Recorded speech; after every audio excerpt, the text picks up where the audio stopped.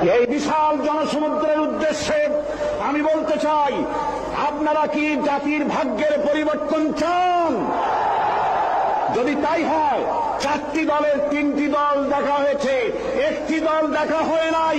সেই দলটির নাম কি?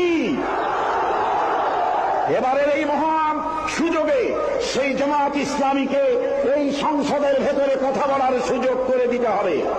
আল্লাহ রাব্বুল আলামিন তার কোরআনে কারীমের মধ্যে ইরশাদ করেছেন, ইন্নাল্লাহা লা ইউগাইয়িরু মা বিকওমিন হাত্তা ইউগাইয়িরু মা বিআনফুসিহিম। নিশ্চয়ই আল্লাহ পাক কোন জাতির ভাগ্য পরিবর্তন করেন না যতক্ষণ পর্যন্ত সেই জাতি তার ভাগ্য নিজেরাই পরিবর্তন করতে সচেষ্ট না হয়। ভাগ্য পরিবর্তনের জন্য প্রয়োজন দেশের প্রচলিত আইনের পরিবর্তন, আর সে আইন হতে হবে আল্লাহ রাব্বুল আলামিনের আইন।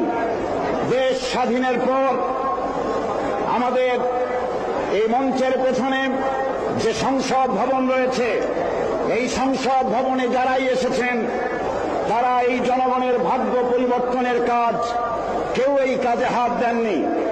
অবশ্য আমাদের দেশে আর কোন জিনিসের উৎপাদন কম আর বেশি হোক না হোক, রাজনৈতিক দলের উৎপাদন খুবই বেশি।